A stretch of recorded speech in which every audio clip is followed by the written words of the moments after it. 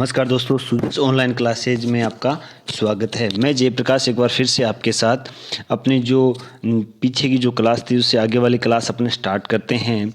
आज अपन पढ़ेंगे थार के मरुस्थल से संबंधित विकासात्मक कार्य कि भी थार के मरुस्थल को विकास करने के लिए यानी उसको उपजाऊ बनाने, उसको रोकने के लिए हमें कौन कौन से योजना चलाई जा रही है, कौन कौन से कार्यक्रम चलाए जा रहे हैं, उसके बारे में अपन चर्चा करेंगे। देखो दोस्तों, एक नाम सुना होगा आपने, काजरी, वेरी इंपॉर्टेंट है। वैसे तो एक ध्यान रखना, काजरी और एक आफरी दोनों ही जोधपुर में है।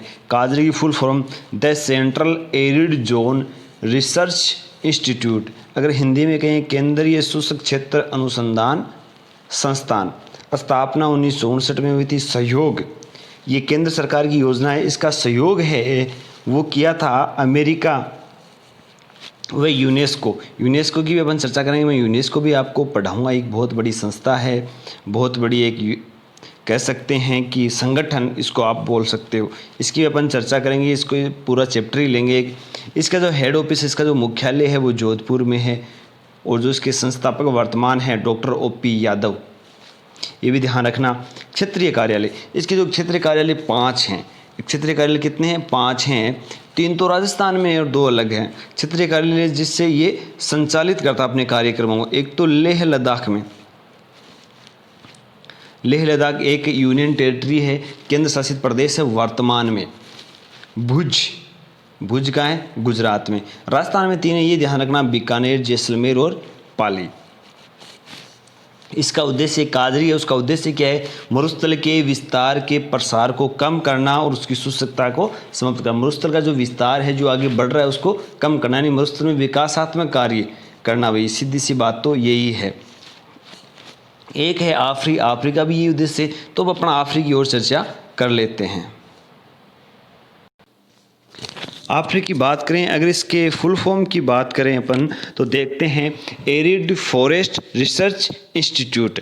दोस्तों, हम इसकी अगर स्थापना की बात करें तो वो हुई थी 1985 में। अगर इसकी हिंदी में बात करें तो इसे कहेंगे अपन शुष्क वन अनुसंधान संस्थान। 1985 में केंद्र सरकार के सहयोग से, इसमें किसी देश का या किसी संगठन का योगदान नहीं है। हेडक्वार्टर है, जो हेड ऑफिस है वो इसकी जोधपुर में। क्षेत्रीय कार्यालय इसका कोई है नहीं। उसमें मैंने 5 बताए थे, 3 राजस्थान में बताए थे, 2 अलग बताए थे। एक भुज में बताया था और एक कार्यालय कहाँ बताया था, जो नई यूनियन टेरिटरी है लेह लद्दाख में। उद्देश्य वही मरुस्थल में है, उसको हरा भरा करना, उसमें ऐसी वनस्पति लगाना जो सूखा सहन कर सके और मरुस्थल के विस्तार को कम कर सके, जैसे नागफणी, डंडा थोर, गंवार फाठा, बिलायती, बबूल, थोर, ये चीज़ें हैं। ये लगा के, ये जो वनस्पति से लगाकर मरुस्थल को कम किया जा सकता है। नेक्स्ट देखते हैं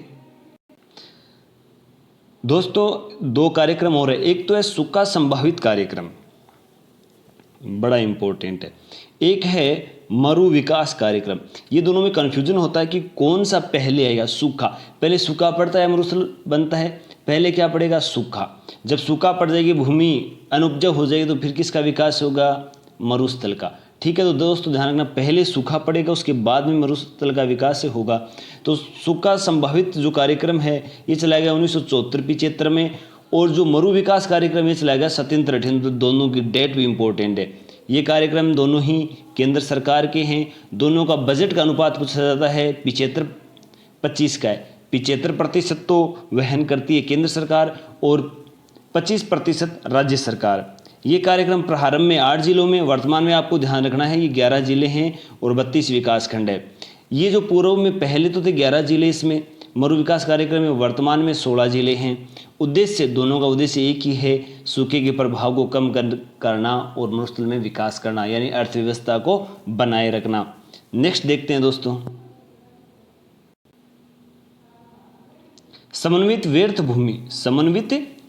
भूमि कार्यक्रम, यानी इसकी शुरुआत 1992-93 में हुई थी। कार्यक्रम राज्य सरकार का है और पूर्व में जो जिले थे इसके 10 थे, वर्तमान में जिले हैं 18 हो गए हैं। उद्देश्य है जो व्यर्थ बंजर भूमि है उसको समन्वित करके कृषि योग्य बनाना। देखो जितनी भी जो भूमि है उसको इकट्ठा करके कहाँ कहाँ उसका पता लगा के उसको कृषि योग्य बनाना इसका उद्देश्य है। नेक्स्ट देखते हैं दोस्तों, थार के मरुस्थल में खारी जो झीलें हैं उसका कारण क्या है। थार के मरुस्थल में जो खारी झीलें, जो पानी यहाँ खारा हो जाता है, जैसे लवण लूण काफ़ी ज़्यादा है, जो यहाँ नदियाँ जो मीठे पानी की होती हैं लेकिन वो रेगिस्तान में आते ही पानी खारा क्यों हो जाता है, रीजन क्या है दोस्तों, बड़े इंपॉर्टेंट क्वेश्चन बनता है, ध्यान रखना। उसका उत्तर एक ही है सबका, लूण नमक खारा। नदियाँ यहाँ जो मीठे पानी होते हैं यहाँ पर आती खारे कैसे, उसका एक ही उत्तर है माइकोसिस चट्टान। कौन सी चट्टान, माइकोसिस चट्टान की वजह से यहाँ पर जो ये धरातल के अंदर है, जैसे जल स्पर्श करेगा तो ये क्या हो जाएगा, पानी खराब। कैसे, देखो भाई जो माइकोसिस चट्टान है उसमें कौन कौन से तत्व हैं, मैग्नीशियम है, कैल्शियम है, पोटेशियम है, क्लोराइड है। ये इसमें 4 तत्व ध्यान रखना, मैग्नीशियम कैल्शियम पोटेशियम क्लोराइड। ये किसके संपर्क में आते हैं, जल के संपर्क में। जल के संपर्क में आने के बाद केशाकत्व विधि या केशाकर्षण विधि, यानी केशाकत्व या केशाकर्षण विधि आप अपने जो घर में चिमनी जलाते हैं ना, उनमें भी केशाकत्व विधि होती है कि अंदर से सोखना, केशाकत्व विधि कहलाती है। इससे माइकोसिस चट्टान है वो कहाँ है, धरातल के अंदर है। उसमें कौन कौन से धातु या तत्व होते हैं, एलिमेंट्स होते हैं, मैग्नीशियम कैल्शियम पोटेशियम क्लोराइड। ये किसके संपर्क में आते हैं, जल के संपर्क में आ जाते हैं। और केशिकत्व या केशाकर्षण विधि द्वारा जल के ऊपर, ठीक है, ऊपर आ जाता है। और ये जितने भी तत्व हैं ये जल के ऊपर आ जाते हैं। कौन सी विधि से, केशिकत्व विधि से। आपस में क्रिया करते हैं किसके साथ, जल के साथ। तो क्रिया करते हैं तो क्या बनता है, सोडियम क्लोराइड। और जो ये सोडियम क्लोराइड है यही अपना नमक है, जो ये सोडियम क्लोराइड है यही अपना। दोस्तों बहुत इंपॉर्टेंट ध्यान रखना, सीधी सी बात है, जो खारी, जो राजस्थान में खारी झील है, पानी है, नमक है, इसका जो कारण कौन सा है, माइकोसिस चट्टान। और माइकोसिस चट्टान में बात करें तत्व हैं, एलिमेंट्स हैं, कितने 4 हैं, मैग्नीशियम कैल्शियम पोटेशियम क्लोराइड। ये जल के संपर्क में आते हैं, केशिकत्व विधि द्वारा ऊपर आ जाते हैं, जल के संपर्क में आने वाली क्रिया, आपस में क्रिया करते हैं ये एलिमेंट्स। और क्रिया करने के बाद सोडियम क्लोराइड बनता है, वो ये अपना नमक होता है। नेक्स्ट देखते हैं दोस्तों, थार के मरुस्थल में रेत के टीलों का प्रकार। थार के मरुस्थल में रेत के टीलों का प्रकार, एक टीले रेखीय टीले, इसे अनुदैर्ध्य भी कहते हैं, पवनानुवर्ती भी कहते हैं, अनुप्रस्थ टीले, बरखान टीले, पैराबोलिक टीले, सवर्काफीज टीले, नेटवर्क टीले, अवरोधी टीले, तारास्तूप टीले।